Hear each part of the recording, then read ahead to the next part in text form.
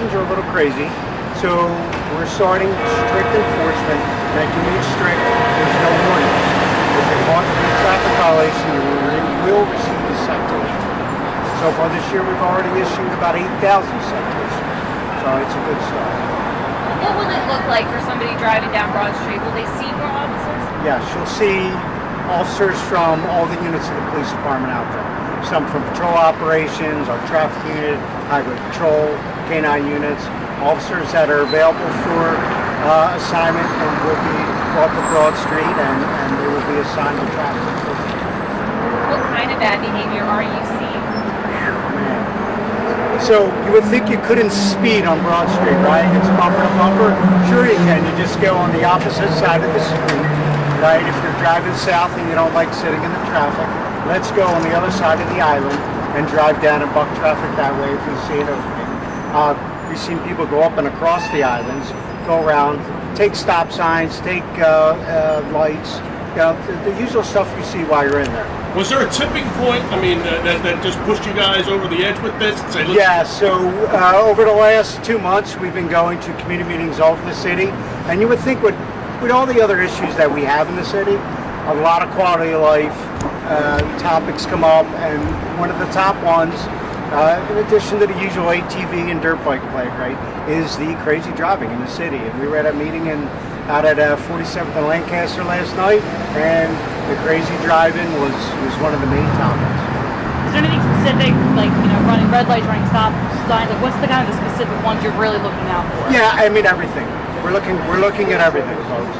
Whether you just decide to park in the running lanes, even though it's no parking assigned, and that means you block traffic up for the million other people trying to get up and down Broad Street to get where they gotta go, to taking the lights, blocking the intersection, blocking the crosswalks, you name it. If it's a violation, it's going to be enforced. I think there's a misconception that people think that you don't get pulled over in the city of Philadelphia. Yeah, right. You're right, and it is. I mean, we have 8,000 citations already. I mean, think about that daily, right? So we are writing tickets. We're just making it more of a focus of what we're going to do right now, just because it is such a community concern, and quite frankly, it's needed. How steep are the fines? I mean, you can Google those. I couldn't tell you off the top of my head. I wouldn't want a ticket. So does that mean we'll see more police presence on Broad Street? You are definitely going to see more police presence on Broad Street. Police department supportive of speed enforcement cameras on Broad Street?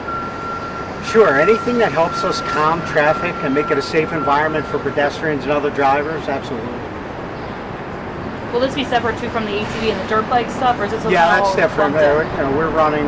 A lot of that depends on the weather. We're running a detail today. It's beautiful out, so you'll see our dirt bikes out there trying to get the ATVs and dirt bikes off the street. And will your officers be on foot, on bikes, in cars? For traffic enforcement, no, they will be in cars. Yes. Do you think there's an age group that's worse than another? Nope.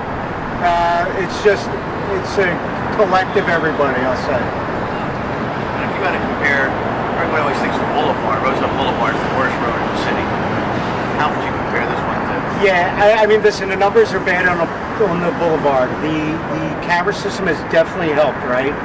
We've also seen traffic get pushed off onto Castor Avenue and Boston Avenue, which have become racetracks themselves. They've done a really good job in Northeast Division of doing traffic enforcement to try to calm things down. Up on Boston Avenue, we're going to extend that to Castor. But just when you look at right now, the numbers, 1,500 accidents alone on an 8-mile stretch, that's pretty significant. Any questions? Thank you. All right, thank you. Appreciate it. Deputy Commissioner Mike.